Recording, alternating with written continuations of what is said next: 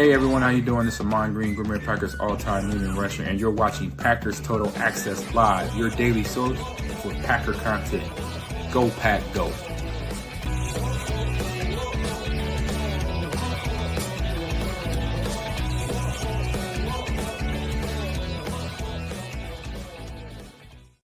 What's up, guys? Welcome into Packers Total Access. My name is Clayton. You can check us out on packernet.com. Find me on Twitter at Packers_access. Joined alongside Jacob in Wisconsin. We got Tim in Green Bay. Emilio will be joining us here shortly. Hopefully he's got a shirt on. And we're going to get on here and talk a little Packers as we're getting ready for joint practice tomorrow with the Indianapolis Colts. It's going to be really, really exciting to see all the updates that come out of there. As far as tonight's show, we're going to be giving you a Jayden Reed update. Adam Schefter actually spilled a little bit of information earlier today. And, you know, it's nothing like over the top, but maybe gives us a little bit more insight into the injury and who we think that information may have came from.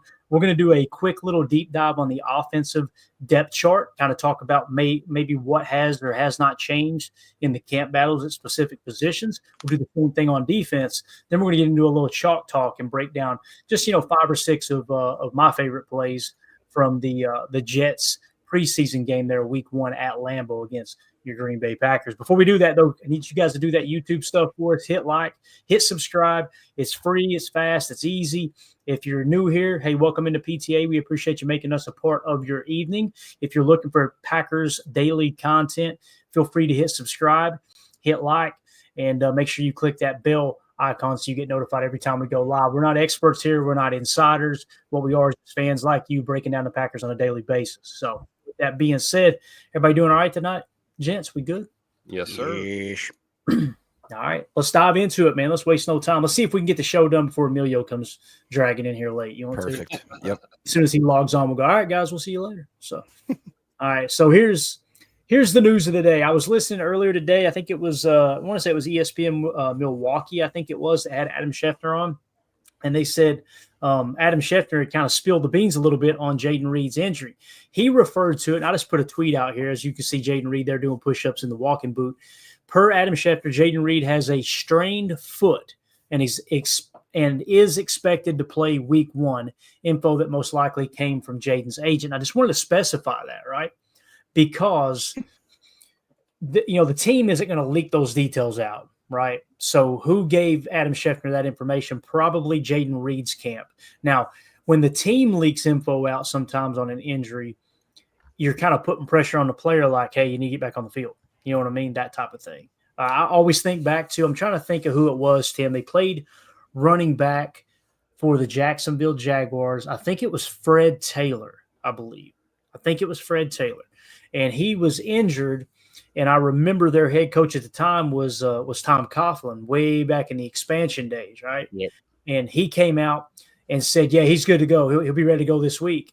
And I'm pretty sure it was Fred Taylor, because people started calling him Fragile Fred after that. Believe it or not, what happened was Coach Coughlin put that pressure on him, and he said behind the scenes he wasn't ready, and it really pissed him off. So that's why teams. One of many reasons why they're a little hesitant in getting the information out.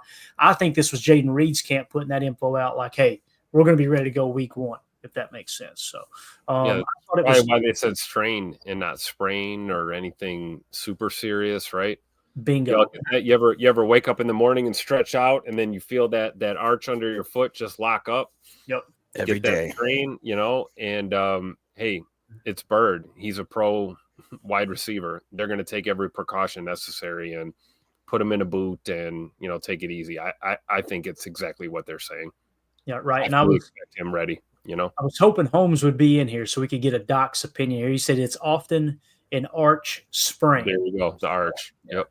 If you have any more information you want to share in the chat, go right ahead, Holmes. But I think this is great news. Obviously, when you seen the walking boot, Jacob, I immediately thought, oh gosh, what do we got here? You know what I mean? Do we like Tim said, do we have a sprain? Do we have a partial tear of something? Do we have a bone crack? What's going on? You know what I mean? And then Jacob's over here like, I don't know. I'm not a doctor. Well, I don't know. I did go to school for 7 years, but I don't have a degree. No, Just I a tip, though. You didn't get diploma either, did you? no, I did not. No, it's obviously not. it doesn't build a lot of confidence if we got guys that are in walking boots. But when you take a step back, maybe you realize it's not that it was clickbait or overreaction, but I think some of the fans maybe are having a little bit of an overreaction. I saw on one of the Facebook groups, or whatever, they had a list of, the Packers, quote unquote, Packers star players that are injured. And are they guys? They're just, most of them are just guys that are known injuries, more precaution than anything else. Guys that'll be playing week 1, if not sooner, type stuff. And then, you look at the comments and it's the sky is falling type stuff. But I do think that, I still think that we're in a good spot. I'd be lying if I said that I wish that we had the guys out there. I wish I had Jordan there. I wish I had, everybody just getting on the same page, building that continuity. But it's a little too early to pull the panic button to push the panic button, I should say, in my opinion. So I agree. Holmes MD1 says that, or the dorsal forefoot. All right. And then he went on to say the dorsal forefoot can also be frequently sprained. The strip club doesn't count, Jacob. Yes, it does. And then Chet says Jacob sprains his arch on the pole. I think he meant his arse on the pole. I could be wrong. That reminds me, I got to file that workman's comp suit. That's. I wouldn't doubt it one bit, man. I would not doubt it one bit. All right, man. Let's. Speaking of workman's comp, here's a guy. Yeah, no doubt, man.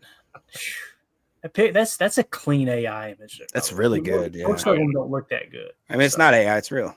Very smooth. Very smooth. They got the Big Mac. We got the Big Mick. There you go. So again, just wanted to kind of give an update on that. I thought that was interesting information. I didn't see anybody else really talking about it. To me, it was good. Maybe that's why they're not talking about it. It's good news, right? We know how that goes. Unless the sky's falling, you know what I mean? They're not really talking much about the Packers. So anyway, I'll be talking about his fro, Chuck. What's wrong with you, sir? Got it. All right. So anything else on Jaden Reed? You guys, anything else you want to add before we move on to the offensive side of the ball, start deep diving the step chart, camp battle? No, I mean, what do you think, Tim, just about the fact that I did not expect to have such confidence in our wide receiver room with injuries and guys not practicing because of how great Matthew Golden looks so quickly. Like, I thought it would take some time. I thought it would take half a year and maybe even kind of be a red shirt type year, but it seems like, and obviously we don't want any sorts of injuries, but God forbid if something happens to 1, 2, or 3 of these guys, I still have a lot of confidence in the players we have left in that room. Yeah, I would agree.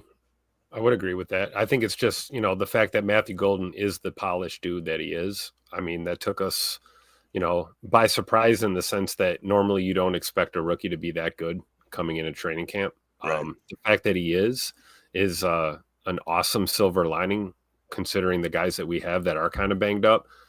We have another rookie in Savion Williams who's been kind of banged up, but we know he's talented and, brings us depth. You can look 6, 7, 8, 9, 10 down the list, and there's guys that can flash.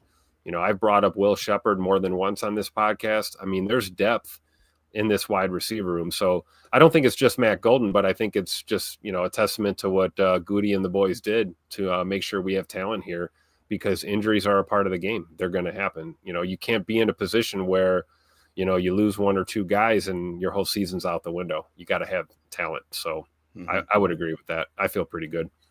Yeah, the big thing for me too is, when you've got these injuries, I'm not concerned with these guys not making it back week 1. But like many people have been talking about here lately, and I know Coach LaFleur was asked about it in the presser, I believe by Jason Wilde, if I remember correctly.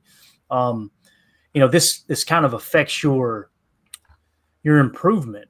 You know what I mean? Like you as a team being able to do the stuff you need to do to be able to run the what am I trying to say here? The saturation of specific plays, specific sets to get your quarterback in a good spot. Well, your quarterback's out, right? Well, when the quarterback's missing and maybe Malik Willis can't do exactly what Jordan does, you can't create the timing between Jordan Love and Matthew Golden with Malik Willis, if that makes sense, right? So you do that, you're going to get your ass kicked in that.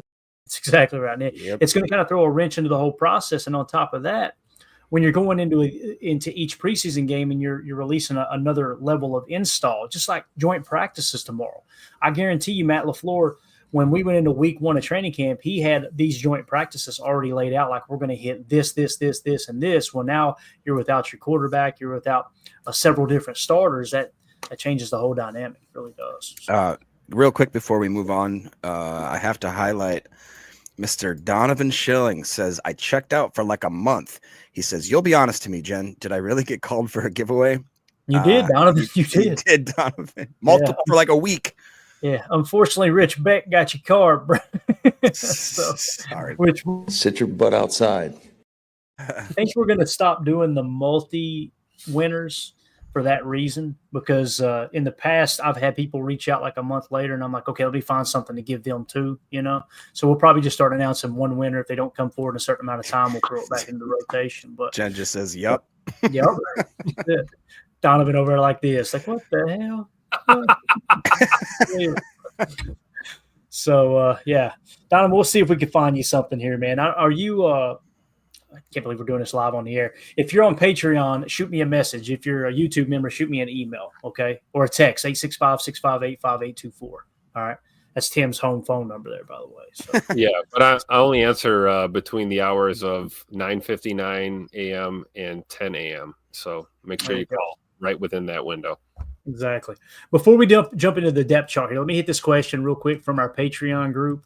And this came in from Randy Cleavers. Kind of goes hand in hand with what we were just talking about. I know it's preseason, and that's not the team or scheme we are marching out. I am seeing the same problems that plagued us last season: drops, penalties, and no pressure. Should we be concerned? Well, the pressure thing I disagree with, Randy. I think we got plenty of pressure last year, personally. I think the defense played great. You know, they were borderline top 5, overall. But in terms of the drops and penalties, I don't think you're overreacting at all, man. I think that's a valid point. You know, you continue doing the same, making the same mistakes over and over and over. Sooner or later, you got to step back and go, all right, what do we need to do different? Now, it is preseason. We're always going to mention that, right? So if this carries into week 1, week 2, we look up, Tim, if we look up in week 1 or week 2 and we got a ton of penalties, then I'm going to be fully on board with what Randy said here, because concerned won't be the word, right? Pissed off and irritated and frustrated would be the word. Here's the problem with it for me, Tim, is people immediately blame the coaches, right? Yep. Now, I'm not saying Randy's doing that, but most fans, would y'all agree, most fans are like, these coaches don't have this team ready to go. Yep. Yeah. Fire Joe Barry, right? Yeah. I find myself falling back a little bit and going, okay, I agree. It is the coach's job to get them ready, but at what point do we hold a professional athlete accountable for not grabbing a jersey? Like, how many times do you when you say a coach doesn't have them ready, the only way I could approve of that stance, fire Joe Bear, there you go, Don. Fire Bo Jerry. I love it. The only way I could agree with that stance is if they weren't working on technique. Tim, are they working on technique in training camp? I've seen it with my eyes several times. So, and again, one would go as far as to say they're stressing fundamental technique in hand placement and footwork and, stab and grab, don't hold, these kind of things. So, yeah, I would agree. And then, let's talk about the drops, Jacob. When you blame the coaches for the drops, to me, it's like, okay, are the coaches telling them to not catch the football? Yeah. Are they not spending enough time on reps? Are they, you know what I'm saying? And here's the thing, Romeo Dobbs got some of the best hands on the team, right? He had a couple, maybe drops, maybe there was one drop, however you want to count it from the other night. But nonetheless, I just caught the ball. You didn't, Rome. I hear that. I gotta wait for it to hit. I'm like, what? Wait. So he got some of the best hands on the team. What did he do to fix the drops his rookie year? He stayed after practice on the jugs machine, right? So it's like, I tend to give the coaches a little more grace. Now, if I turn on the tape on Sunday, if I sit down and watch a game Sunday and I go back and watch the tape, Jacob, and I see lazy scheme, I see, boy, they got out coached from a schematic standpoint, that's where I fall back more on the coaches as opposed to, it's like these coaches need to get these players tougher. Yeah. So a coach, it's Rich Bisaccia's job to make sure Rasheed Walker is tough enough to not get his ass kicked by the right defensive end. I just can't subscribe to that. You know what I mean? No. Yeah, I agree. And I actually went back and watched the day after press conferences for Hafley and LaFleur, and both of them highlighted, like, if you want to talk about the drops, LaFleur brought it up point blank. He says, he kind of echoed what I can't remember who just made the comment there, but said, the drops aren't cool. Like they're just not going to fly. And the same thing with the penalties, the boneheaded stuff. He then went on to say, though, there was certain things that they did that scheme wise that they probably just had some brain farts. And he even admitted there was probably some coaching errors or just ways that they either shouldn't have called certain formations or plays in certain circumstances that kind of put them not in a great position. What I thought was even more telling than that was listening to Jeff Hafley, who, by the way, is just such a great interview. He actually takes time. If he doesn't understand the question, he won't just bypass it. He'll actually have them clarify. There you go, buddy. And one of the things he said, they said, were you happy with the way that basically the way you played? He said, no, not really. Like we had so much more aggressiveness, so much more ball hawking, so much more absolute, like Tim said, stabbing, just ripping, wrapping rips, that kind of stuff. He said that intensity was off the charts in practice. And then he went on to say, for whatever reason, we didn't show up in the game, and we have to go back as coaches and figure out why we did not have, why that didn't come to fruition. And so it is on one end. I understand people want to blame the coaches because it's easy, I think. And you don't really have to, put yourself out there and go on a record the same as when it's a player, because players are so up and down. You know what I mean? They could have bad years, good stints, bad stints. Whereas coaches are just easier to kind of throw under the bus and say, this guy sucks as a coach, let's get rid of him. So I think that it's still very early. So I think what he said is true, but we always say it on this podcast, see something, say something. Let's nip it in the bud before it gets to a worse point. Yeah. One final point I want to make, Tim. I'm going to get your take on this, then we'll move on to the offensive depth chart.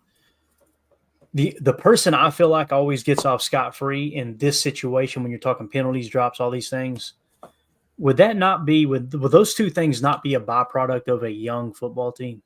Yeah. Oh, yeah. Procedural penalties and turning your head before you secure the catch kind of stuff. There's never anybody talking about the fact that we continue to build a team that's arguably the youngest team in the league. You know what I'm saying? So I feel like I'm the only one that says it, and I catch a lot of heat for it. And maybe it's justified. I don't know, but I just always come back to that. There's just a couple of reasons, or really there's three reasons. You're either not, coaching it up, right? The player isn't good enough to accomplish that technique, or they're young and inexperienced and have to get used to that level of technique, so. I agree. And the responsibility you put on the coaches is to have the guys ready for the game, right?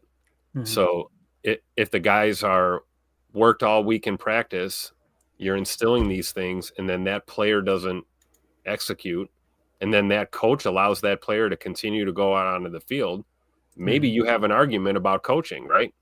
Guys are making mistakes. You're not holding them accountable. I don't see that here. I see every time a guy messes up at practice, I see him being pulled back over, started over, do it again. So I think there's an emphasis in that building, to correct these mistakes as we identify them, not let them hang around, linger around, like we said, going into week 1 or week 2 of the season, and we're still having the same issues. Same thing with drops. Hey, guys, receivers drop footballs. It happens. What you're looking for is a guy to catch more than he drops, right? And we also need to realize that there's a difference between a drop pass and great defense.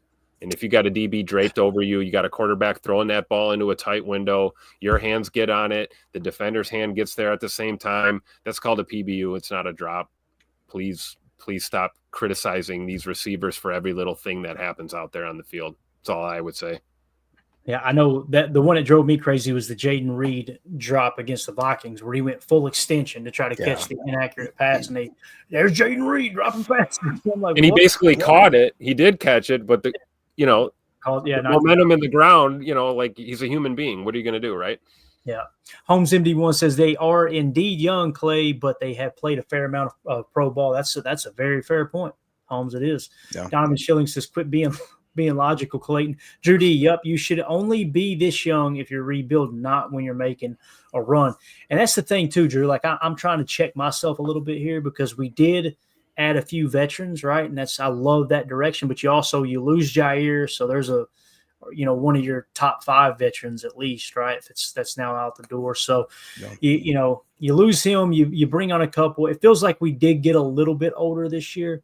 However, you look at some of the teams that do make the run and you see them put pieces in place for sure. Coach it's Lance, tough, right? You don't want to be too old and you don't want to be too young, right? You gotta do that dance constantly. And I agree with what Goody says too. It's a young man's game. It is, man. Coach Lynn says that's not an excuse anymore, or we should change strategy. I agree with that too. Like at some point, you got to go, okay, maybe we need to press a little more into the veteran side as opposed to the youth. Like put us right in the middle. Put us the 15th oldest team. You know what I mean? That feels there. Yeah, we're getting there, right? We got guys in their third year now. You know, guys we were excited about, right? Yeah, I am too, Tim. I'm getting over. Go ahead, Jake. Yeah, no, Jen Wright says kind of the same thing. Young but experience. I could tell the chat is basically on that where we don't want to hear that as an excuse as a fan base. And I think Matt LaFleur actually did say that as well in that press conference. That, like, yeah, we're the youngest team, but we're not going to use that as a scheme or as an excuse anymore. He did also go on to say real quick that he goes, this is not an excuse. I'm not making excuses for the guys and how they played on Saturday, but he goes, we did not implement much of a game plan. We just we were very vanilla. Nothing. I mean, obviously they do that in most preseason games or all preseason games, but he said it sounded like they had even less that they wanted to show kind of thing. So, right. And that's the thing too, is like when we do this chalk talk here in a minute, notice it's not going to be like when I do a normal chalk talk throughout the season, I try to find you guys the 10 plays that impacted the game the most, right? I may not show you an explosive run. Like there may be like a 40-yard explosive run by Josh Jacobs that doesn't make the cut because we end up punting on that drive and it didn't lead to anything. It didn't, it may have helped the stats. And that's why it's important not to just box score watch, but I'm looking for those plays that truly have an impact on the game. When it comes to preseason, you're looking at one-on-one matchups is essentially what you're looking for, right? Same thing with the joint practice tomorrow. So let's take a look at the offensive depth chart real quick. That sound good, fellas? I just want to we may skip over some of these kind of quick, and that's okay. But Chuck Jack Emilio's playing Madden on rookie and got Glover at left. I think he's got Glover at quarterback. I think he's got Glover in an arm bar right now, giving him a hug. So some of these positions we'll just kind of gloss over. What I want to do is get an updated feel of, all right, what camp battles have really heated up, and maybe if someone has leapfrogged one or the other. And I kept the old depth charts for this very reason, so just in case our lads did change it. I'll get it updated tomorrow. Let's just take a quick look, and if there's somebody that's not on the depth chart, you guys call them out. Let's start at quarterback, although I think we agree with how this is played out, right? Jordan Love going to be your starter. He'll be ready week one, even with the thumb. Malik Willis is your backup. It's going to be between Sean Clifford and Taylor Elgersma to go to the practice squad. I know Tim feels pretty comfortable about Sean Clifford being on the practice squad over Elgersma, right? That could change. For me, nothing has changed there. I would still lean toward Clifford as our practice squad QB. If you want to, let Taylor Elgersma go or keep him on the practice squad, I can understand the value of carrying two there. However, for me, I feel like it's still Sean Clifford ahead of him. That could change. I just didn't see anything last weekend. I agree, but you're kind of rooting for Air Canada, right? Like, the big red dog is getting up there in years, slowly but surely. We love him. He's reliable. I agree. I believe that he's our practice squad quarterback. Especially considering they're probably only going to carry one on the practice squad. But in the next couple of weeks, man, if Air Canada goes off and starts flashing hard, there could be a legit argument to make him that guy, that third quarterback, right? Yeah, no doubt about it. What do you think, Jacob? How do you feel? Anything you want to add there to the quarterback room, I should say? Man, I Jen Wright agrees with Tim real quick, just saying, give me some Air Canada right there. It's tough for me to really say because I really do believe that when they had Clifford in mind with the draft, it was for him to really help the process of the maturation of Jordan Love, and the fact that he had so many snaps, so many reps, got to be in a very potent offense, high caliber college being Penn State. And I think Elgersma just may have seemingly a higher ceiling with a unknown ceiling, I guess I should say, with a floor where we know where it's at. And being that there could be a little bit of injuries in the beginning of the year, they might want to have somebody like Clifford that just has a little more experience, more steady Eddie, more years under his belt. But I'm all for it. I want the best. As much as I would love to be loyal to that big red dog, and I love him, I really do. I thought he's came in, gave us some great preseason moments where we looked like Brett Favre Jr. out there just slinging it. But going forward, I do want to make sure that we put the best team out there. And obviously, if your quarterback is lacking, the team's going to suffer. So whatever right. Guy, like Tim said, by the beginning of week 1, whoever is slinging that tater real good, I want to have them in. He was the best guy around. Let's move on to running back here. All right, running back. Josh Jacobs, Emmanuel Wilson, Marshawn Lloyd, all 3, as long as they're healthy, they will be a lock for the roster. My question is, who do you have as your 4th best running back on this football team right now? Has someone passed Chris Brooks? Is it still Chris Brooks? And if it is Chris Brooks, who do you have right after that? I'll start with you, Tim. What's your take on this one, if you're ready? Well, we got to adjust, right? We had a release. Correct. Jalen White, correct? Okay, so I'm with you, Clay. It's JJ, Emmanuel Wilson, Marshawn Lloyd, Chris Brooks. After Chris Brooks, it's between Amar Johnson and Abanikanda. Yeah, Abanaconda's flashed. Amar Johnson has flashed. Again, a testament to our front office and the effort they put in to constantly cycle in talent into these rooms, so that when we have a guy that's got an injury or two, it's next man up. It sounds like a cliche at this point, but it's true. That's what football is. There's 53 guys on that active roster for a reason.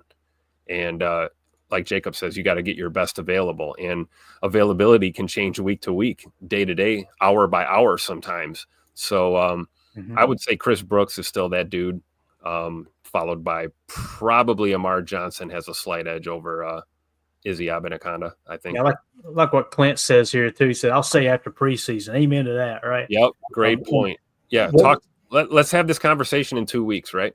Yeah, and what we're doing is basically every week we're kind of resetting the stage. All right, what changed? You know what I mean? That type of thing. So for me personally, Jacob, I like Amar Johnson over Chris Brooks based off what we've seen so far. However, I don't think Matt LaFleur likes Amar Johnson over Chris Brooks. So I think if I had to predict today, Chris Brooks would be the 4th one if they carried a 4th. But me personally, I would like to see Amar Johnson. He really flashed to me. And we're talking about bouncing off tackles, cutting it back across the field. He was and people forget too, Jacob, that there was I want to say there was at least one explosive run. There might have been 2 that got called back on holding too. Yep, correct. And in the words of Emilio, who's just joining us, He can block. Absolutely can block, and that's what I have. That's what I love about Chris Brooks. Yeah. One thing that I would maybe push back on, or not push back on, but I agree with Clayton, and in the chat, a lot of people said that there's no way that LaFleur is going to let Chris Brooks go. He just trusts him too much. I think he might be like, teacher's pet kind of guy thing. And I really do think that we could get Izzy and Amar on the practice squad. But I will say Matt LaFleur was one of the few high praises he had in that press conference post game was when he was talking about Izzy returning kicks and how he loved the way that he was able to see those small gaps and just be fearless and shoot that and absolutely kind of take advantage of those reps. I think he returned 4 or 5 kicks at least, and they didn't want to see anybody else in that position. So that was kind of interesting to me. Maybe they just wanted to not risk any more injuries to guys that are a little more, further developed, but I would maybe just throw that out there, but I don't see us keeping more than 3, to be honest. I don't. Mm-hmm. There's your new depth chart, by the way, if you guys want to read that off real quick as I rename it here. In terms of the running backs there, the changes, I should say. So we've got Josh Jacobs, RB1, Emmanuel Wilson, 2, Marshawn Lloyd, 3, Chris Brooks, 4. We've got Izzy Abanaconda, and we've got, is it Tyrion, Davis Price would be at the outside looking in for now until this guy flashes too, and we got another guy to talk about, right? Exactly. What about you, Amelia? You got anything you want to add to the running back room? Would you take Chris Brooks or Amar Johnson if you had to pick today? Which one you keep? You only keep one, man. I'm keeping Chris Brooks, man, no doubt. He's too valuable right now as a piece. I don't think – I haven't seen, I guess, the other running backs, Amar Johnson, let alone, other backs, even Emmanuel Wilson, do the things that Chris Brooks does. They just ask him to do too many things. He's like our Kyle Juszczyk, if we had a fullback type guy, but that can also carry the ball, that's Chris Brooks, man. And the pony package with him is lethal. I agree, and it's tough. Like when you analyze these guys, because a lot of our allegiance to Chris Brooks is what we saw on tape last year. We Right. saw how he filled in a pinch last year, and it's important that we know that, and we can't second guess that because it exists. It happened. It's on film, but it's 2025, and we're going into week 2 of the preseason here. It's about what you're doing now, and as much as I'd like to keep him around, if somebody else makes that leap, you have to make a decision, right? A tough one, but you got to make that decision. I kind of feel like the chat is definitely Chris Brooks. Would y'all agree with that? Yes. Yeesh. There you go. Yeesh. So let's move on to wide receiver now. All right. From the top of the depth chart here, Romeo Dobbs, Matthew Golden, Jaden Reed. You notice that Matthew Golden has now all of a sudden leapfrogged up, right? Pretty cool. So those are your top 3. Then you've got Savion Williams, Dontavion Wicks, Christian Watson in the red. He'll start on PUP, right? So you kind of got Savion and Dontavion Wicks in that second tier. And then you move along to Cornelius Johnson, Malik Heath, and Mecole Hardman. Then you got Isaiah Nair, Will Shepherd, Julian Hicks, and then Quan Baker. So when you look at this, if you were to say, all right, we're just keeping 5, what may or may not have changed last week? Because it was starting to feel like, for me, Mecole Hardman was going to be a lock for the team. And after last week, I had to take a slight step back. Not a huge step back, but a slight step back. Emilio, muff punt, couple drops. It's a tough outing for Mecole. Yeah, absolutely. I just hope, like he was saying in his presser, he just kind of, it happened to happen. I'm going to move forward and keep moving on. I think that he's got that mentality. He's been there. He's been in the big game. He knows all that stuff. So I hope he does turn it around. But, yeah, you got 2 games left to prove it. I think you got to show up in whatever role they give you, what other options and plays you get. No. What say you there, Jacob, with the wide receiver room here, man?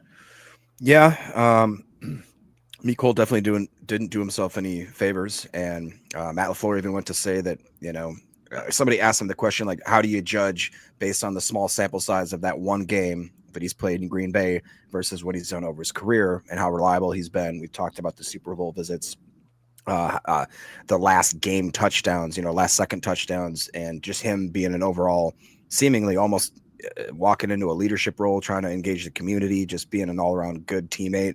So much like the running back room, the whole point of this exercise is to see how it's changed. I think that if you're looking at maybe like he went down, he's in the red, maybe like 2 points kind of thing.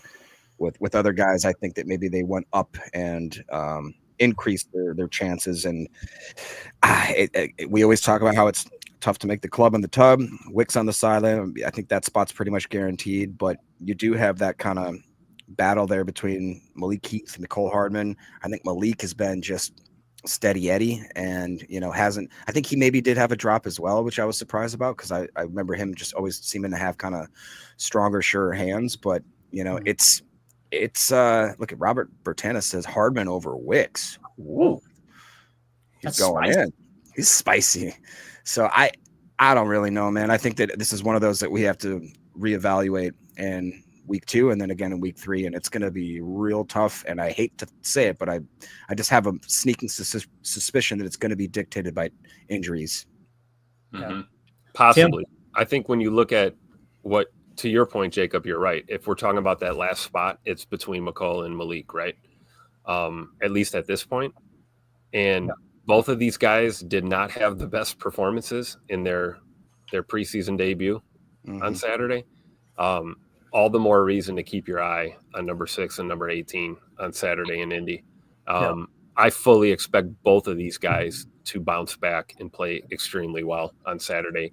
And if they don't, or one of them doesn't, then you're right about those couple of notches up or down, right? If you put 2 weeks together where you're muffin punts or you're, dropping passes or you're, busted route or something, making a mistake.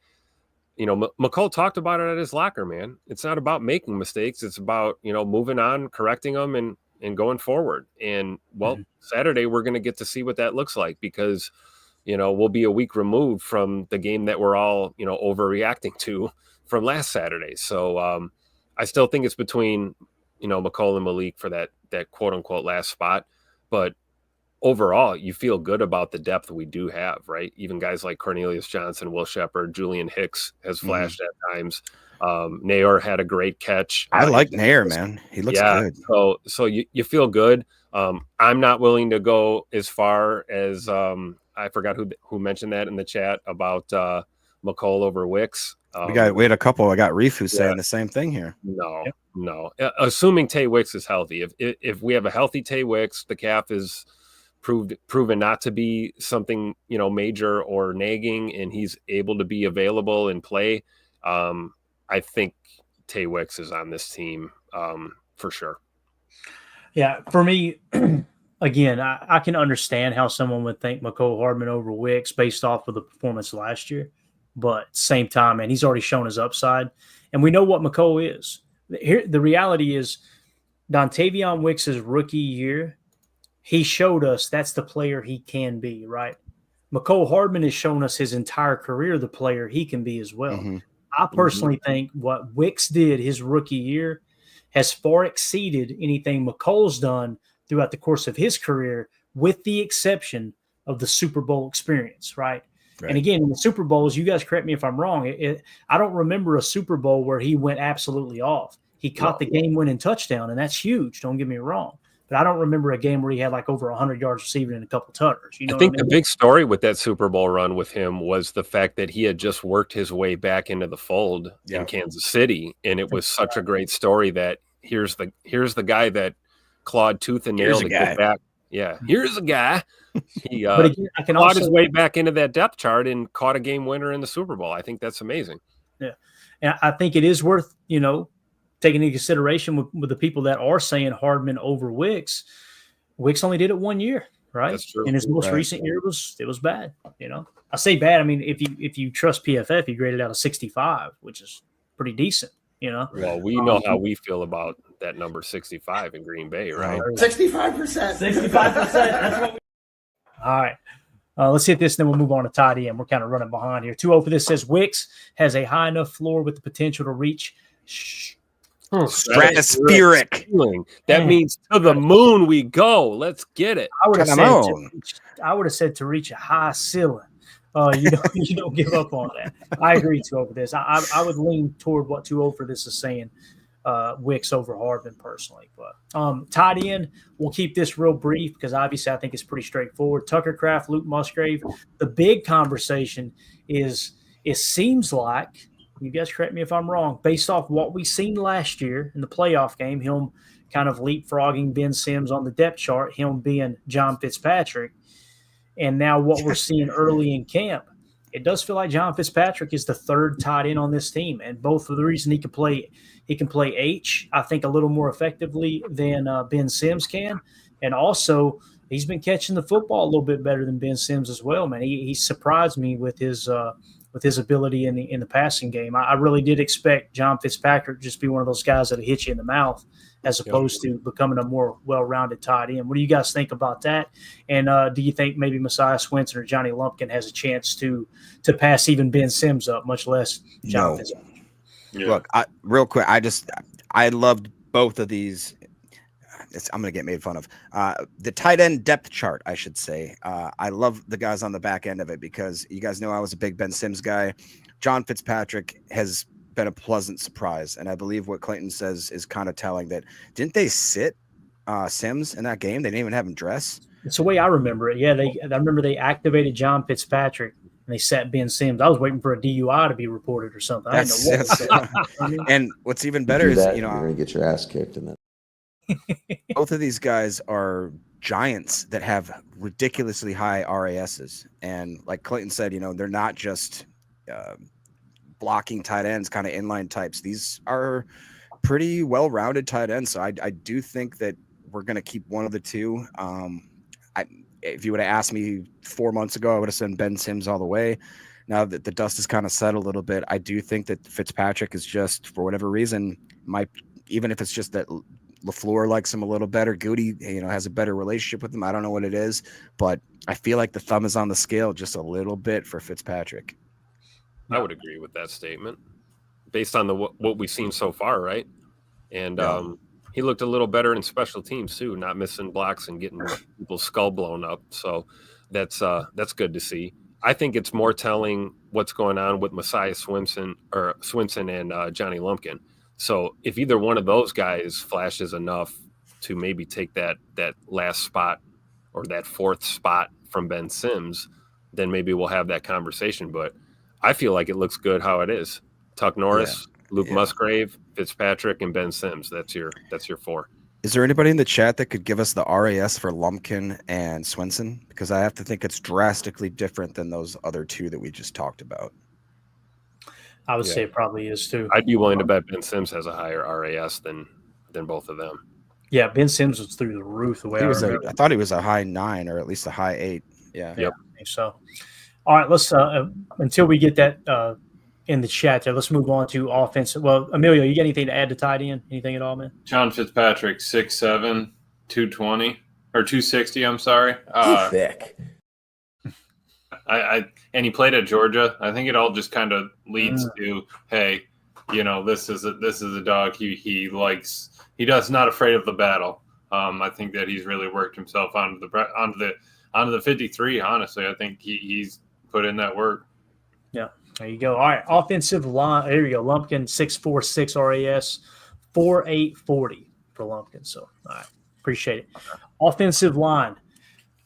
Starting according to our lads, Rasheed Walker left tackle, Aaron Banks left guard, Elton Jenkins center, Sean Ryan right guard, Zach Tom right tackle. Now, you guys know Jordan Morgan is really starting to pick up steam for that left tackle spot. We'll see once Rasheed Walker gets healthy who wins this battle.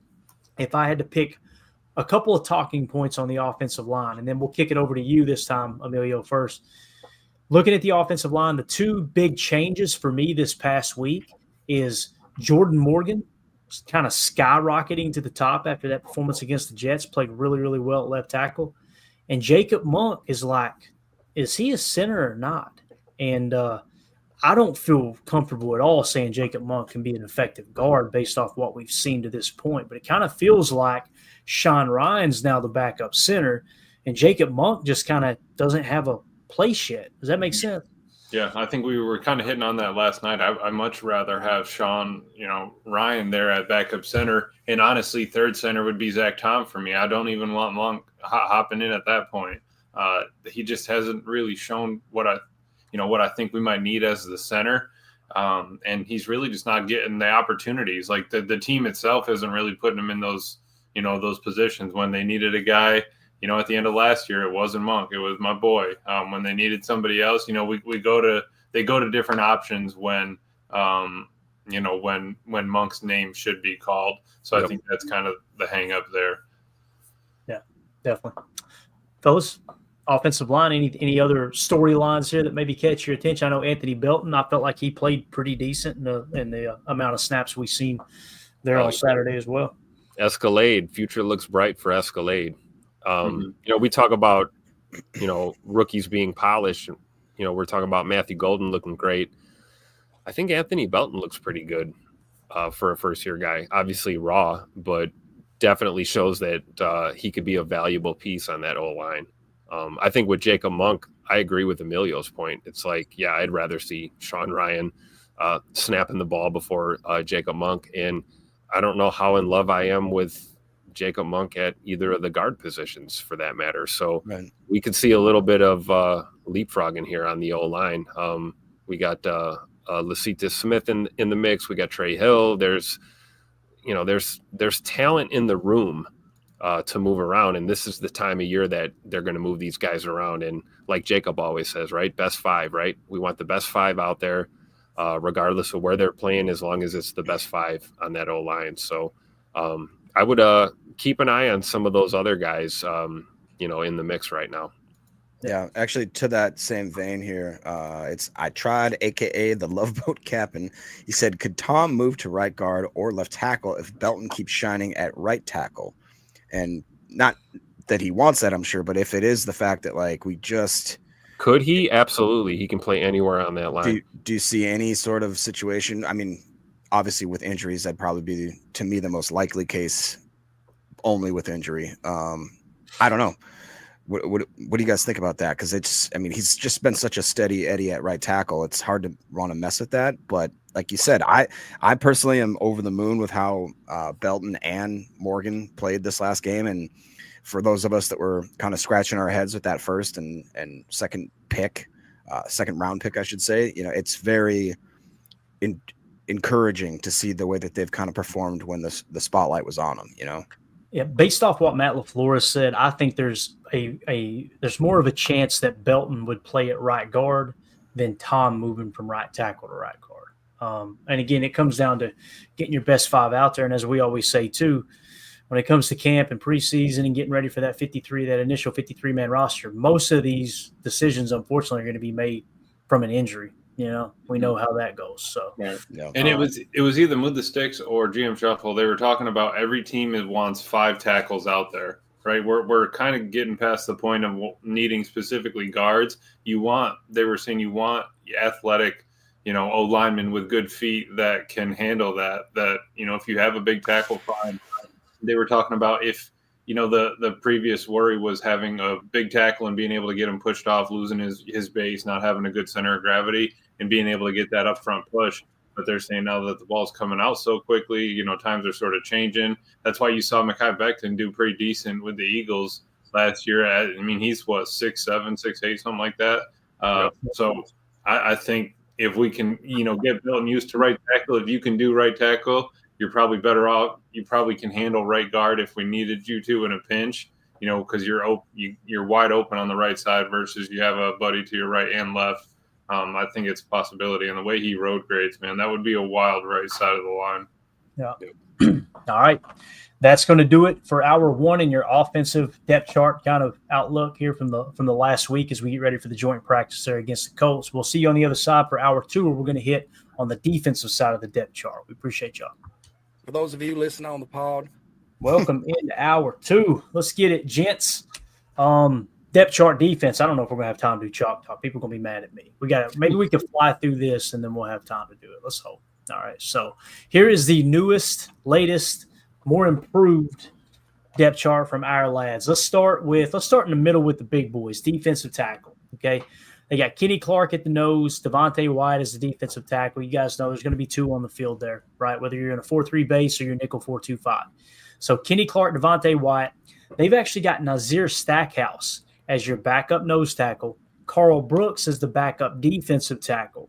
Then after that, it's Warren Brinson, Kobe Wooden, and then Keith Randolph and James Esther. I want to get your all's take on this, Tim. I know you're going to have to hop off here in a minute probably. Let me start with you in case you have to go after this segment. Defensive tackle, Kenny and Devontae. Do you feel like it's Nas? Nas is definitely the backup nose tackle? Because last year, Carl Brooks surprisingly played a little nose as the backup when TJ Slayton wasn't available.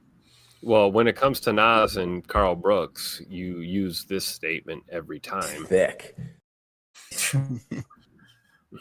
So I do think there's some truth to that, though. In all seriousness, we talked about the void in the run fits, especially on the nose or the 3 sometimes. Losing TJ Slayton. So when I see Big Nas Stackhouse out there, it does. He looks the part, and they just got to polish him up a little bit. I really believe that he could be that guy. Yeah, and Warren Brinson, that's what's surprising to me is our lads having Stackhouse over Warren Brinson, with Warren Brinson being that draft pick, obviously. Yeah, and Brinson's looked good too.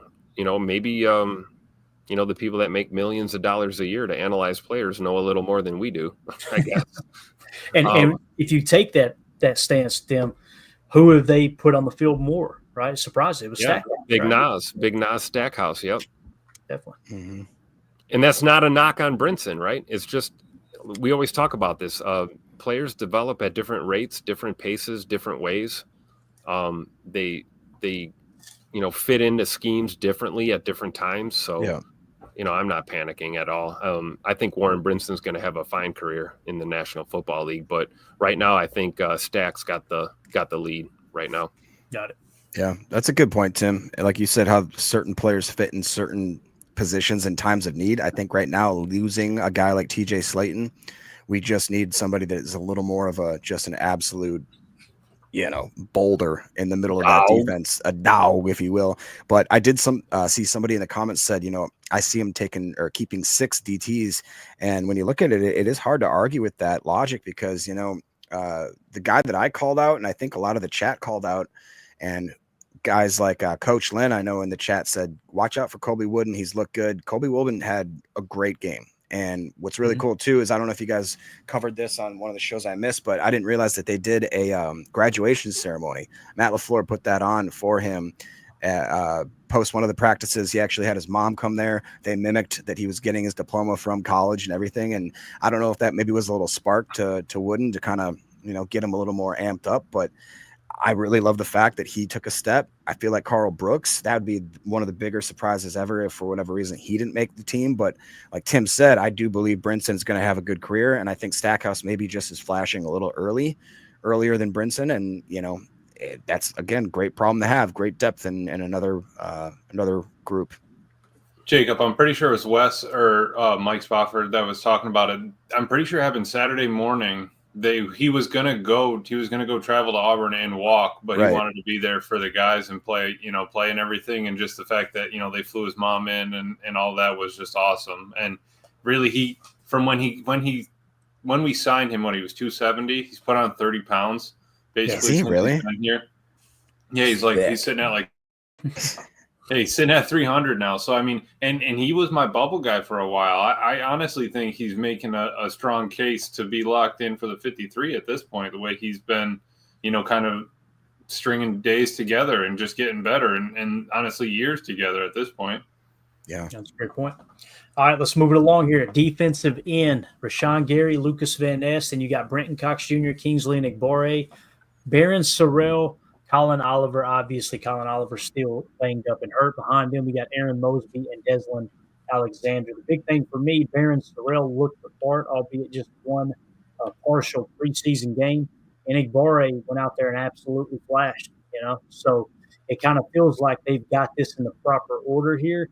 I believe we would carry probably, if I had to guess, I would say 5, maybe 6, depending on if Colin Oliver is healthy. If Colin Oliver starts on the PUP list, I have no reason to think he is going to, just simply stating that he's been banged up to this point, probably a little bit behind schedule. If Colin Oliver goes to PUP, I think we only break camp with 5 edge defenders. Barron Sorrell will be that 5th, and there's really not a whole lot to talk about here unless I'm missing something else. I would agree. I think it hinges all on Colin Oliver's availability, right?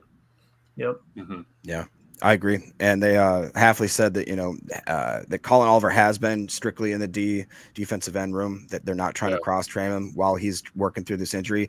Went on to say that they want him back and that right now necessarily it's not working out the way that obviously either side wanted it to, but at one point they're going to need him. He said that we're going to need him. So that to me kind of indicates that they do see a future with him and being on the 53 active whenever he can be. And I will just say one other thing is that he went on to talk about how Barron Sorrell, how they're experimenting with him at 3 tech, at 4 tech, at 5, and different types of packages where they feel like he actually does have the capability to do that. We obviously know that they trust LVN to do some crazy stuff inside too, just with his brute strength. So it's there it is right there, baby. No doubt about it. Let's see here.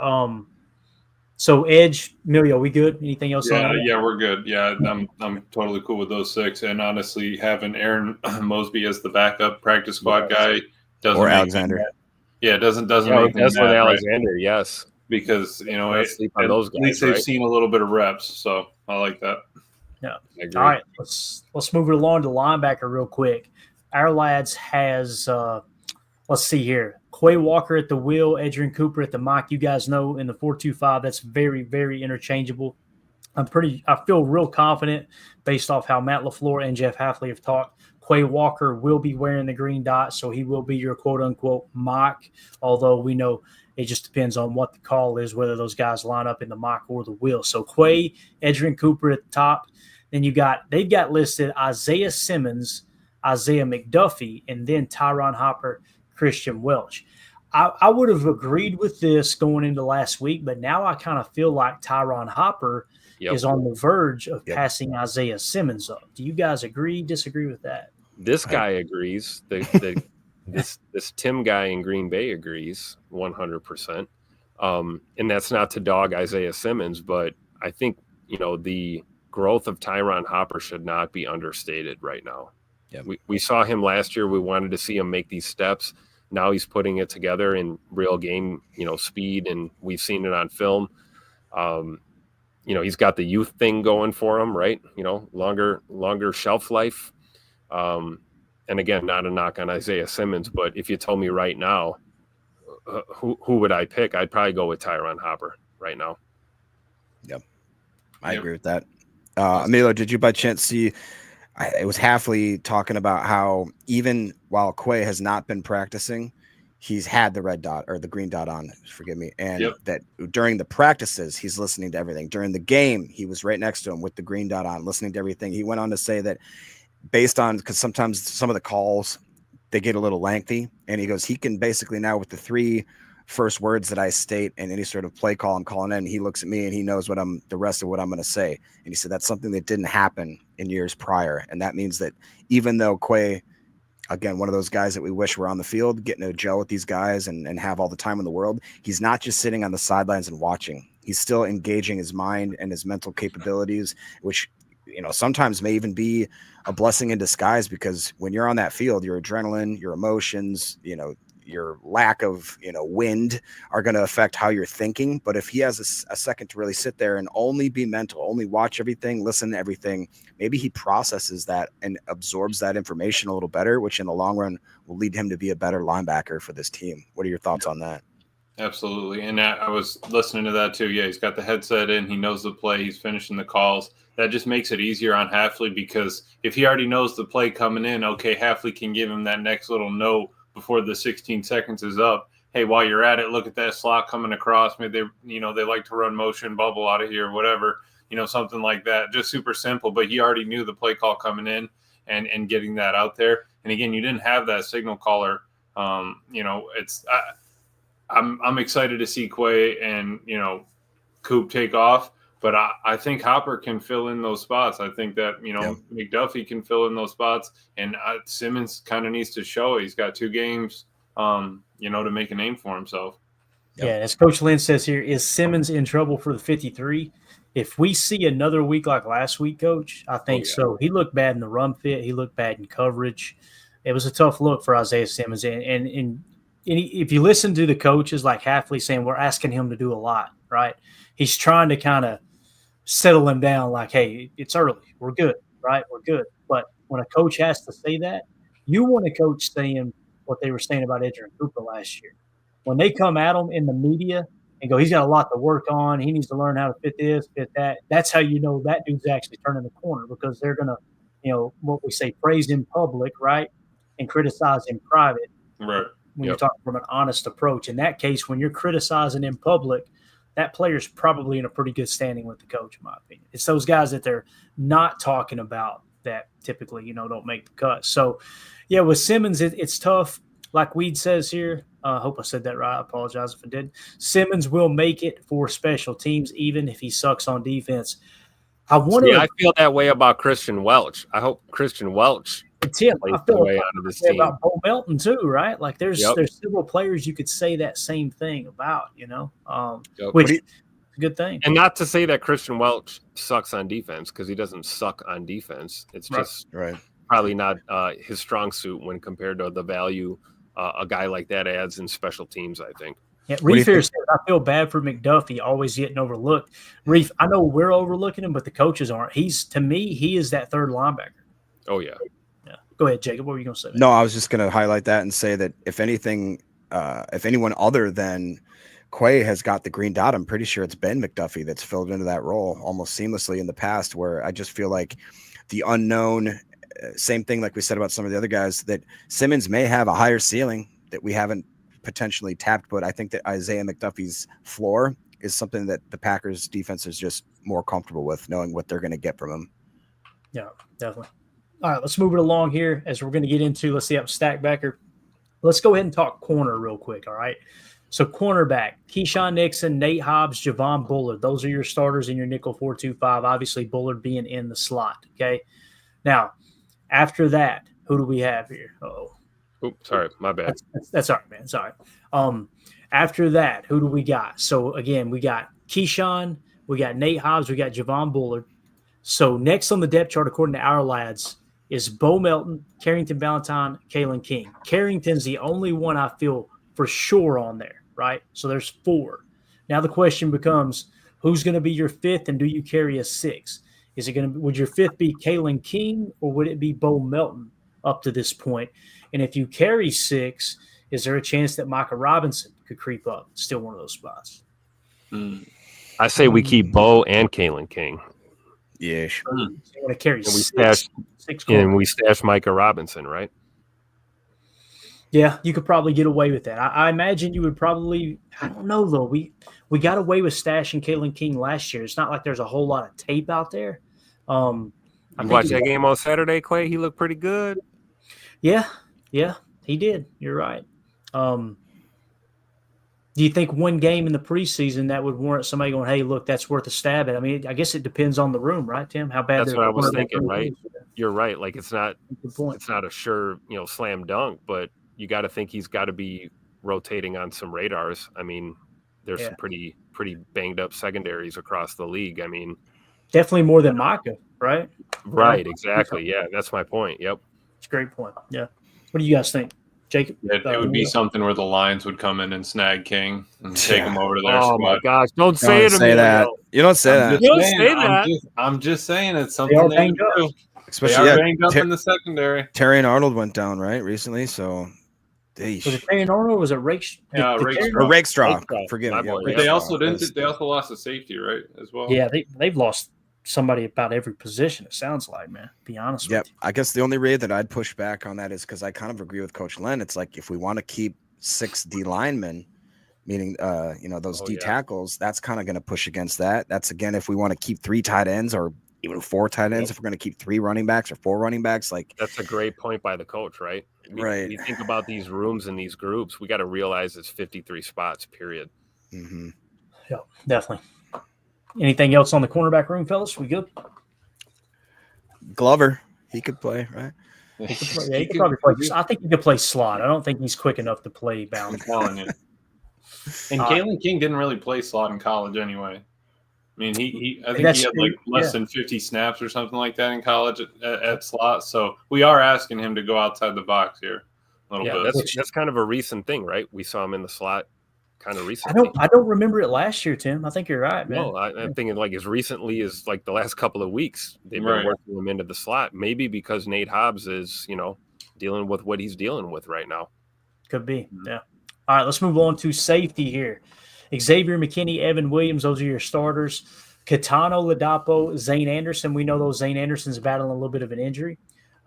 Last year we broke camp with 5 safeties. And again, you guys know how I feel about this. I think Javon Bullard is going to be listed. He may not be listed as a corner, but for me, he's definitely our starting nickel back, right? So how comfortable are you with Kalen King kicking into the starter role if a safety goes down? Do you throw Javon Bullard back there in your nickel 4-2-5? He'll definitely be playing safety if one of the 2 top safeties go down in your base. But McKinney and Evan Williams, and you got Katano Ladapo, Zane Anderson, then Omar Brown, Jonathan Baldwin, and of course Garnett Hollis Jr. For me personally, if we're treating Javon Bullard like he's strictly a slot corner, right? And I had to pick 5 out of this group, and everybody's healthy. I'm going McKinney, Williams, Oladapo, Anderson, and my 5th between Jonathan Baldwin and Omar Brown. I think I'd probably go Omar Brown for the reason that Tim brought up, and the fact that there's some tape out there of Kalen King, right? So he'll probably get poached. There's some tape of Omar Brown there for what he's done here. Indiana, baby, let's go. Indiana or Nebraska? Nebraska. Red and white jerseys. Yep. Nebraska. Omar Brown, UDFA. Let's go. Yep. What do you think, Emilio? How do you see the safety room, man? Do you think who would be your 5th if you did put Javon Bullard as a nickel corner? 1, 2, 3, 4, 5. It's gotta be Omar. Honestly, I think he's shown enough at this point. The push is, what's up with Zane? Is he going to be injured going into the season or not? That's going to be a big tell. And it's one of those things where, we were trying to figure out the 53 for weeks now. We're still going to figure it out as it's coming up. But you'll get an injury here or there. Somebody might need to be added to the pup, and then you sneak in another guy. We were worried about not getting enough guys. Hey, maybe we snuck this guy on through just a 53 cut because there was an injury to Zane at safety, as an example, and then hey, we got an extra linebacker on or something along those lines. So if we don't need him back right away, I don't I could see them sliding him on pup, or if it's worse than we thought, that could be an option. But it's got to be Omar if we're choosing another guy. As Weed says here too, if Bullard is counted as a cornerback, just keep 4. Let's approach it that way, Jacob. If you look at the safety room here, McKinney, Williams, would it be Oladapo and Zane Anderson, or would you keep Omar Brown over one of those two guys? If everybody's healthy, of course. Boy, that's a tough one there. That kind of throws another curveball into the situation, huh? But, does Zane Anderson have enough tape on film where people, obviously you got the PFF grade. That alone sometimes is enough to sway, teams and front offices to try to take a stab at some of these guys. I understand that sentiment if Bullard was just counted as a cornerback, but I believe Hafley and LaFleur both mentioned that because of the injury to X, that Bullard's going to have to be playing a little more safety than they envisioned him playing at this point in the preseason in camp. And they also said it was kind of a tough line to walk because they wanted to have him play that nickel spot more and not have to be cross-trained, which again was part of the reason that I believe Emilio brought that up quite a lot last year, that he would never have much continuity. Like all of a sudden he'd be training all week for a certain position. And all of a sudden the night before, hey, guess what? You're going to go back to safety now. Now, guess what? You're going to be back in the slot. And that just to me is not setting a player up for success. A guy with the caliber of draft stock of a Bullard. You guys know that I absolutely loved the guy. I thought he was going to be the coolest thing since sliced bread. And, I'm not ready to give up on him in any way, but I also think that the coaches, we talked about earlier how coaches could be quote unquote the issue. Injuries forcing coaches to play players in other positions. I don't think that you can blame either the player or the coach. It just is an unfortunate circumstance. And I hate to see Bullard have to be spread to multiple positions again and not get to hone in on what he could be best at. So that's my only pushback on that. But if it does happen, I'd be comfortable keeping 4 safeties because the 4 safeties are going to be, I'd argue, probably one of the better safety groups in the whole NFL. Yeah, Tim, what do you think, man, if you had to clear 4? One of those safeties would be dog. He is an absolute dog. So if we go for, it's X, it's E-Will, it's KT, and then Zane if he's healthy, right? Cool. If Zane's not healthy, then it's Omar Brown, possibly, if you're going to go for 4 safeties, right? Maybe Jonathan Baldwin, I don't know. But I think there's validity to that point. It's tough to – we heard Coach Bisaccia talking about, we got to get our guys ready to play, in all phases all the time, be ready to go. You never know when your number is going to get called. That's the emphasis, but the execution is another thing. Clearly, since Javon Bullard has come to Green Bay, his strong suit seems to be being a nickel corner. Yep. Safety play is difficult for him. So unless we see a jump, then, I don't know. Maybe that is the approach. There's a good point to that comment, right? Maybe we keep 4 safeties and consider Bullard a corner. Right. And as Jen Wright says here too, Zane Anderson, special teams demon. You guys are seeing a theme here. We've said that about 4 or 5 different positions, right? That tells me, I'm just saying, don't be surprised if the special teams coverage takes a pretty significant step forward this year. I would not be surprised one bit in that regard. So anything else on the depth chart before we get into Chalk Talk, boys? Anything at all? We good? We're just not going to talk about long snapper? Is that what we're going to do? It's Matt Orzech. Get over it. Matt Orzech might make the 53 because we might have an injury spot or two to still be able to bring guys on that we would like. If not, Matt Orzech would probably, if they need to sneak a guy on the roster. Just saying. That's the option. Emilio, you've been over there editing Madden 26 roster, getting Matt Orzech up there. Yeah, I'm trying. Yeah, I've been – honestly, first thing I did was went into the appearance and fixed the haircut on my man. But such a rough look, bro. Gosh, it's so bad. That is brutal. All right, let's get it, boys. Let's get a little Chalk Talk in here. This is going to be kind of an abbreviated version. If this is your first time tuning into Chalk Talk here on PTA, full disclaimer, there's a chance the stream goes down, okay? If it does, it'll come right back up. However, if if the stream goes down, you go, I'll catch it later, we will have this segment of the show edited in its entirety into a separate video. Okay. So just know that could happen here. This is from the Jets game. Listen, I didn't get crazy. I didn't call out formations. I wasn't out here saying this is a 12 dubs or anything like that. This is just simply, let's watch some one-on-one matchups. And right off the bat, this is going to be mostly Jordan Morgan. You guys know, you've heard us talk about him all week long. I'm going to go 75% here, okay, on the speed. But you guys tell me what. You're not going to go 65%? I wish I could. I wish I could. It won't let me. Just one last joke. I got to take off. You, buddy. I'll see you guys. Catch you on the flip, like Michael Scott. See ya.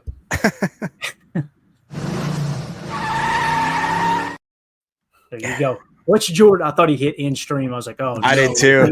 Dude. Come on now. I got you. I got the drop for Tim to get out of here. All right. So let's watch Jordan Morgan here, guys. Again, left tackle. Watch the feet. Please watch. Was it Tim? Or, no, it just wasn't up. I pulled it up. You're good. Gotcha. Okay. I'm going to get Tim out of here. Well, he may be watching behind the scenes getting ready. So, Jordan Morgan. All right. You got it on the screen, Emilio? We're good? You're good. All right. Let me make sure the volume's down. So, watch his feet. Watch 77's feet. He's just so smooth. He doesn't panic. It surprised the hell out of me. You see that? Just that little something there. Again, watch him. Watch him kind of jump out, settle back in. Just patient. Not that. Yeah. He looks smooth, man. He looks way more comfortable there than he has at right guard. I can see now why they're trying to force that position battle at left tackle. If anything, it'll push Rasheed Walker. And like I've said, this is kind of a free audition for Jordan Morgan this year to see what they got, find out what they need to work on, and then when Sheed's gone next year, plug and play him into left tackle with the improvements. That makes sense? Yep. And the kick step and then getting to his base quickly. He's not dragging that right foot back to it, shuffle.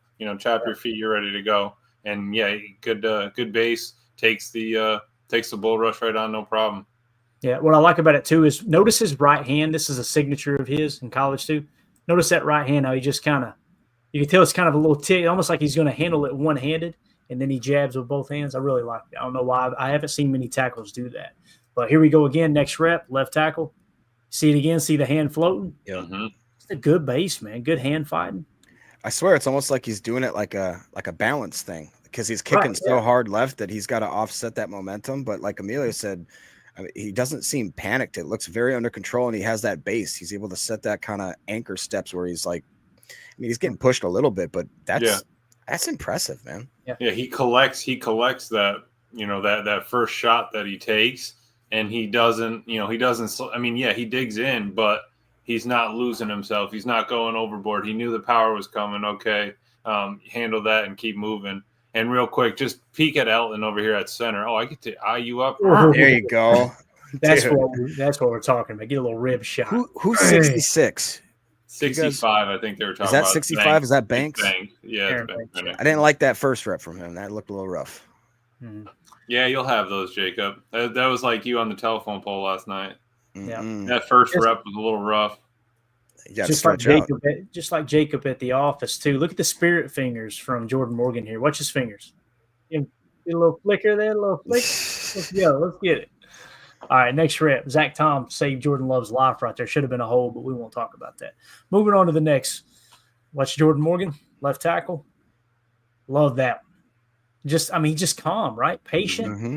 That's the way I would describe it, is patient. He's very more kind of I hate saying choppy as if it's a bad thing, but the way that he's moving his feet so quickly, like he's never allowing himself to get off base. I don't think I've seen that from many offensive linemen, where it seems like he's always, like Amelia just said, in a position to absorb the contact and not get like overloaded on one side or the other. Does that make sense? He's patient. That's what I'm talking about when I say patient, Jacob. It's like he's got this stutter to him to just fall in sync. Looks really good, I think. At least this is one game, obviously, but I love this one right here, Emilio. Notice him pass it off. Oh, they got to be a cat somewhere. Go get that cat, right? I think that's what he realized. The dude, he's like, okay, I'm not even getting engaged here. The dude slipped underneath me to go to Banks. What's going on? Get my head up fast. Look around. I love that because you just protected your QB's blind side. Like, that's so key.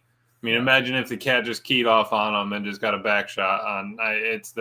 That's not ideal. What we're looking for on our starting QB. That's right. All right, next rep. Y'all held that together so well. I'm so proud of you. All right, so now look Look at left tackle. I realized it. Jordan Morgan. Watch him here. I'm telling you, he's just calm. He's smooth, you know. He doesn't panic at all, just kind of absorbs. Love it, man. Absolutely love it. Now you see Sean Ryan saving the day too, right there. You got a little what would we call that?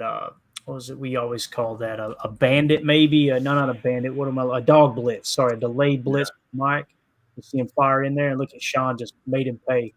Watch Sean Ryan land on his kidney right here. Like, get you Yep. Sean said, "I tripped as I was blocking this guy. Oops. I'm sorry." Take a peek here. We're looking at Jordan Morgan, obviously, right? We look at solid rep. Somebody gets annihilated in the middle. Who was at number 46? He did his job, but is that Amar? That's Amar. Yeah, I'm happy he went forward and made the connection at the line of scrimmage instead of right in front of Malik's feet. In that situation there, the goal is just it's kind of like on field goal block, die slow, right? You're gonna die. Right. Do it slow. You know what I mean? Absorb it. Now look at Belton on this one. I was just gonna say. Yeah, not bad, right? Weed said the same thing. Belton looking good on the other side too. Weird seeing a 71 looking competent. Hey, yes. Notice the punch there from Belton too. Watch it. Get you some. Oh I yeah. was gonna say even check the hands, like just a completely different stance. Like just look if you can try to watch them both at the same time. But Belton is both hands inside the chest, like right at the plate, and Jordan Morgan almost has both of them outside of his shoulder width. You know, and that's you get different techniques. It doesn't have to be the same thing each time.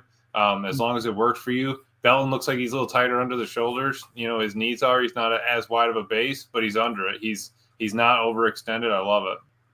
Yep. All right. So again, Jordan Morgan left tackle. Look at that jump too, boy. Good jump by Jordan Morgan. So you get Jordan Morgan left tackle, Anthony Belton right tackle. Let's watch it. Pretty solid rep right there, right? That's all you got to do. Hold up at the point of attack. Look at Belton this time. Let's watch him. He gets skated back a little bit, but regathers pretty well, right? Not a bad rep. So that dude really just tried to swim Monk. That's rough. Yeah. I mean, because what's Monk? 6'2", 6'1", 6'2"? Yep. Which, by the way, I don't know if you guys have heard, sounds like Willie Lampkin. You remember him? He's looking great. I saw the flashes. I actually saw some Instagram reels of him, and I was like, was it Chargers? I think it might be Chargers. Because I'm pretty sure DJ's been talking about him a lot too, Clay. Just saying, hey, we got to mention Willie Lampkin here. Got it. Good stuff, man. All right. 168.4 on the board, dead center. Actually, one spot above Jacob Bayer, Arkansas State. Is he still in the league? Seriously, he didn't get drafted, right? Am I thinking right? I don't think he got drafted, correct. No. You know, it is some of these guys. It's saying Rams. That's right. That's what it was. Oh, Rams. Okay. And he's crushing it. Yeah. Got it. All right. Next play. This is our boy, Amar Johnson. Let's just roll the tape. Enjoy the play here. First of all, you got to key in on our boy right here. Watch Anthony Belton on this play. This is absolutely awesome. Pretty sure this is a run. So this is our pony package, right? Double sidecar. Okay. Let's watch it. Watch Belton first. Get to that backer and just bang. Let's go. Bang. Look at Amar, man. Just bouncing off the tackles. That's what I'm talking about with Amar. Look, get to the hole, right? Hit the hole. Cut back. Just bang. And we're off to the races. And look at Sean Clifford out there, baby. Getting a hand on somebody. Let's go. I love that. Amar Johnson, it's pretty smooth. Pretty smooth. Contact balance, man. That's something I think it gets overlooked a lot in the NFL. It's just being able to keep body control, being able to keep your balance. Really liking his tape a lot, man. All right, next play. Anything y'all want to add to that? You know, loop it or anything? Anything else you see that I missed, maybe? I just think by everybody. I think it's an example of a play as to why they thought Belton was worth the draft capital we spent on him. He just that makes me excited. And listen, we've been very critical on Jacob Monk, but watch Jacob get turned. I think that's Jacob Monk, ain't it? At center right there? I think so. Yeah, watch him get turn, seal it off. See? Yeah, that's big. That's big. That's a split flow, right, Clay? We got the line, all the lines going right. We got the U going left. Yep. And if somebody got a pancake in there too, who was that? Off the edge. That's Messiah Swinson on the. I think on the edge there. It is. Watch this finish. Bang. Let's go. We got like 3 pancakes on that. I was going to say there's a couple of them. Did a little Rasheed Walker at the end too. Oh yeah, keep a little extracurricular right there, right? All right. there. All right, moving along. Before we get canceled over here, you know what I mean? Next play, see what we got. All right, here we go. Brenton Cox Jr. You kidding me? Let's see where he's lined up here. There's your 0, right? There's your 2. There's your 4. This will be your 6. So what we call that? A 5 tech, correct, guys? Or no. This is a 6I, baby. This is a 6I. I apologize. So Brenton Cox Jr. in the 6I. Look at this, attacking the mesh point. Remember that drill that Tim posted on Twitter that we watched last night? Yeah. That's what they're working on right there. Don't overcommit to the running back, right? Bang. Attack the mesh point. That's a nice little rep right there. You're not running away from him, right, Jacob? There's no way. You've tried it. We're steering clear of all the jokes tonight. I'm really proud of us. Like Tim said, that kind of read option quarterback keeper type drill that they did, this was his Achilles heel in college. It's one of the reasons, with some possible character issues that were presumed, that he did not get drafted when he was considered a first or second round talent in years prior. And to see his maturation and the way that he's kind of honed his game, I'm over the moon, man. I really do think he's going to have himself a breakout year, and people are going to remember that name, and not just because it's awesome. And some people are probably thinking, why is he unblocked there? That's how a zone read works, but also look at the attention Nas Stackhouse gets. Look at that double team he absorbs. See it in the middle. All right, next. Who we got here? Is that Brenton Cox again, or is this in a bar? Who is this? It's hard to tell, isn't it? That looks like Sorrell. Oh, this is Sorrell. Here Sorrell, we go. yeah. Come on now. So with Baron quick Sorrell, hands. watch the hands, exactly. Watch the hands on Baron Sorrell. I would call this a wide 9. Some would call it a 7 tech, all right? How about these hands? You got started over now. Scared me. Watch the hands. Look at that. I mean, it's just literally. And the Halfley talk about how I think they asked, like, how do you see what's most impressive about Sorrell? And he said, in game, he made mistakes and then made adjustments within this. If he could bend a little more, like you said, just a slight over pursuit after he made a great play, chopping the hands, doing the swim, all that, and then come to the point where it was like, okay, like the coaches really didn't even really need to reiterate it to him. He just intuitively did that himself, that he kept making slight mistakes, but then would make improvements within 2 or 3, 4, 5 plays later, which is something, again, that he said he's not seen from most rookies. Yeah, definitely. All right, up next here, we've got Baron Sorrell again. This is going to be in the wide 9. What coach say there? I can't see it on the screen. Says Sorrell been watching Gary for sure. Yeah, no doubt. And he said that when they drafted him, right? Talked about that. So, all right, here we go. Wide 9 look. Hold on to your britches, boys. With the wide front, too. The tackles are wide. Ooh. I mean, and again, I know he gets the pass off, but that right there, I mean, he is all over the quarterback. Let's watch the move here. You get just straight power, right? That's just a bull rush, right? Power, but with quick and good hands. The second time he's beat 61 just by swatting. I mean, if he's got strong forearms or wrists or something, I mean, the dude is able to swat and release that. Just don't leave your feet when you're going to hit the QB. That's it. You guys know the rules here. On Twitter, I need somebody to help me out, all right? I need y'all to screenshot this and tag me in the tweet. This right here is not what you're looking for. Right on all fours. Yeah. Right no. Let's add this to it too, right here, just to give him one of those right there. You know what I mean? Just so everybody knows. So give him a second. You do that, you're going to get your ass kicked. And that's exactly right. Thank you for screenshotting that, folks. All right, there's your little Baron. Yeah. What respect? He says the guy, he looks like I've lost my glasses. He's on his hands and knees like Velma from Scooby-Doo. All right, so who we got here? Is this Tyron Hopper, gents? So when you hear us say double A-gap mug, right? Double mug or double barrel, right? This is what we're talking about. Look at the both inside linebackers in the A-gap. Okay, love that play. Let's see if he actually blitzes. Now look, he belling. We've seen Edgerrin Cooper do this all year last year. So look at Tyron Hopper going looking for work on the 2. And then coming back underneath. That's a pretty solid rep right there. I mean, seriously, look, he's going to get out, cover his guy, go looking for work. Bang. Yep. Nice. Because we able to hit him, get him off his route line. All right, come back and close. Looked like a nice little cover 3 drop. Everybody's there. Yep. And we think of Tyron Hopper as a thumper, right? This is good to see in pass coverage. It is. I was going to say, is that the running back creeping out there, number 6? No, was that a running back they split out? Oh, yeah. The receiver. Little drag and stop. I mean, just like how many times have we watched our linebackers not get any sort of chip? No, like you said, no impeding of the route, just having an open, easy catch. I am really encouraged to see this because, like you said, when we drafted Hopper, I thought maybe he could be a third, fourth string, thumper, and that'd be about it. I'm starting to see some flashes that this dude could really push to be the top I three. think he's going to get reps this year. Like we had a lot of faith in Eric Wilson last year. I think Hopper can be the guy, maybe not Eric Wilson level, but the guy, that's going to come in and take, 150, 200 snaps and, Sure. give him some breathing room, go in there with an injury. I think he could start a game for us this year for sure. If there's an injury at the linebacker room, I think that's a possibility. Yeah. Just so notice Enigbare here too. Just dog walk the tackle right into the quarterback. See him? I think that's Enigbare, is it not? Yep. Pretty sure. Yeah, it looks like 55. So nice rep there from him as well. All right, next play here. Were you going to say something, Jacob? Do you have something, man? Just want to let you know if you can't see it. Donovan Schilling says he's tagged you, so he'll be the one posting that picture screenshot of you. Nice. Oh, And yes, the center 71, that is Josh Myers. Oh, wow. All right.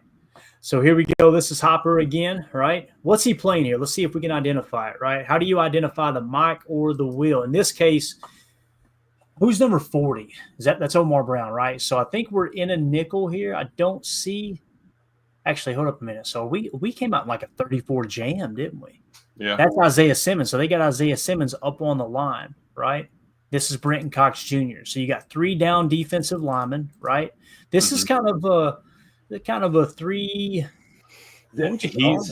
Hafley's really like – I think he really is kind of blurring that line of 3-4-4-3 because we got what stand up. You got. I mean, we have down linemen here, but we've got kind of the stand up edge look. You got hand in the dirt edge look, and it's you've Brenton got Cox Jr., who's a defensive end, but he's playing technically linebacker, right? Right, because right now, right, but theoretically we're 4-3 on the starting from the left tackle going right. That's our 4 down D lineman, and then you got the 3 backers kind of walked up. But it comes off as a 3-4 jam, and it just gives the defense another option of, hey, if we can come out in our regular base set and give these different looks, you're going to kind of give the offense a fit, especially on an even look like this. You're guessing that there's a wide receiver on either side.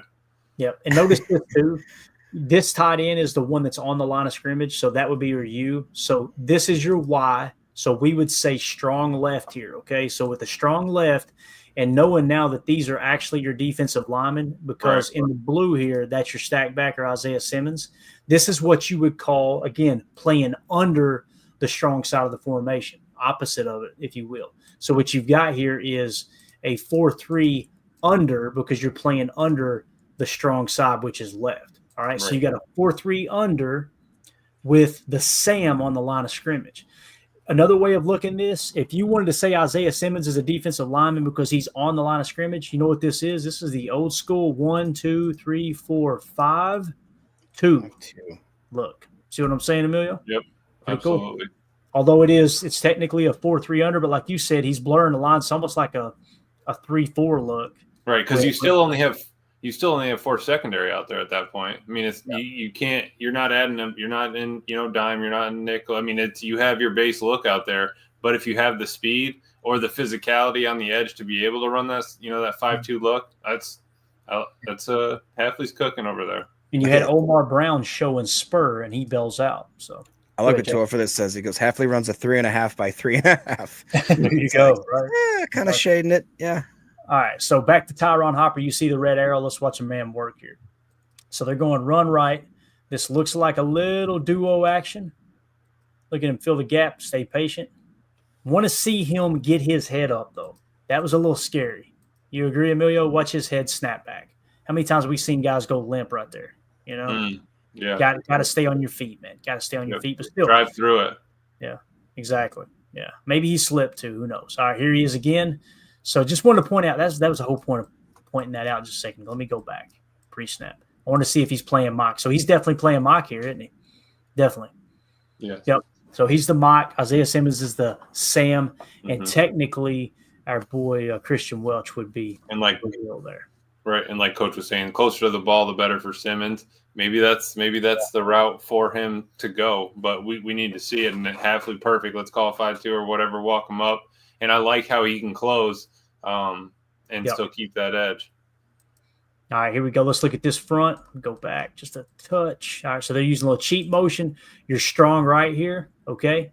So we're playing – this is what you would call a 4-3 over this time. Why? Because we're playing over the tight end, okay? That honestly looks like nickel because isn't that King over Enigbari on the left there? Then you got Hopper, Simmons. Yeah, we're in nickel. Yeah, I apologize. This is still an over front. I apologize. Yep, definitely. So this is what you call an over front. So why is it over? Your 3 tech is on the strong side. Your 1 tech is on the weak side, and that's Nas. Okay. So now let's identify. And you're right, Emilio. This is definitely nickel. Who would be the Mike? Who would be the Sam or the Will here in this situation? So strong side of the formation. The Mike's always on the strong side. That's Isaiah Simmons, isn't it? So in this case, Tyron Hopper is actually the Will in your nickel. Okay. And that's what I mean by it's very, very interchangeable. Because Tyron Hopper could still have the dot, right, and be the Will on this play call, but still giving the play as a Mike. No. And it comes down to how you game plan for different teams on different weeks. Do they run a lot of strong side? You remember when Matt LaFleur first got to Green Bay, we ran a lot of weak side runs, right? So they may want to, if someone runs a lot of weak side runs, guess what? You're going to play more under fronts. If they run strong side more often, you're going to play over fronts, right? And that's going to change where the assignments lie, especially when you go to your nickel.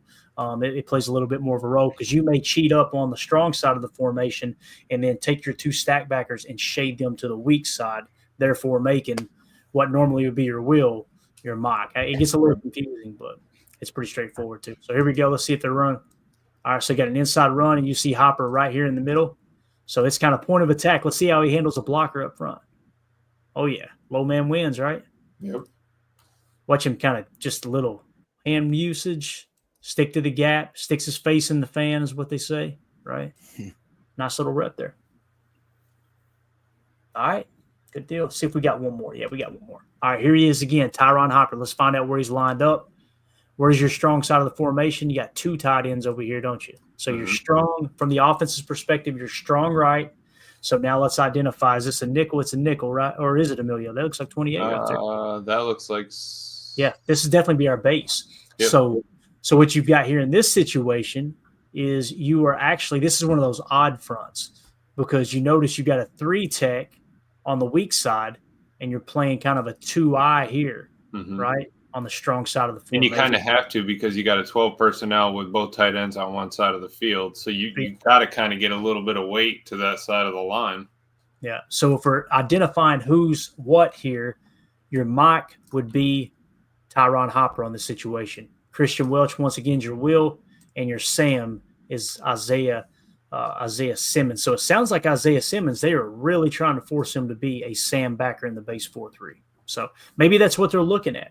All camp long, they're trying to see does he have the body to handle that Sam position? And old school people will go, Sam needs to be bigger. They got to handle the point of attack. They got to set the edge. In today's football, the Sam needs to be able to cover a tight end because those guys can run like receivers. So Isaiah Simmons kind of fits that bill there for sure. Let's roll the tape here. Watch Tyron Hopper. Another run play. Patient. Oh, yeah. I think that was probably Simmons' best rep. You watch him, stands up, forces it inside. Yeah. Now watch Hopper here. Just patient. Yeah. Oh, yeah. Right. Yeah, I'm glad he didn't over pursue. Like go outside thinking that he would pop it. Nope. Yeah. If you allow that reach block to get to you right there, notice that guy's reaching for him 67. Yep. If Hopper overcommits there, he's going to get blocked, washed out, and it's probably a 4-yard gain as opposed to a 2-yard gain. So that's a solid rep right there, man. Yeah. And I like how he kind of let him out and then dipped underneath. Whoops. Yep. And people don't think about it. I'm glad you bring that up, Emilio. At the linebacker position, it's just like a running back will try to set up a cutback. Linebackers are doing the same thing to the offensive line. They're trying to trick you into thinking they're going here and they're going to dip under. He really did too. Did you see him pull his arms underneath and like whoop? Yep, exactly. Yep. Linebackers react very, very similar to running backs or just on the defensive side of the ball. You're trying to manipulate, and you know where your assignment is. Your goal is to not let the offensive lineman who's trying to block you or the tight end is trying to block you know where your assignment is. So I love how he almost does the Jordan Morgan hand thing where you can tell his body's going to go real hard to the left, but he needs to have that counterbalance to shoot back over and then do the little feet shuffle. Yep. Like, I'm really impressed with Hopper, honestly, man. Yep. And I was too, Jacob, and I had to tell myself when I turned the tape off, I went, one game. Yeah. Clayton, calm down, Clayton. It's one game.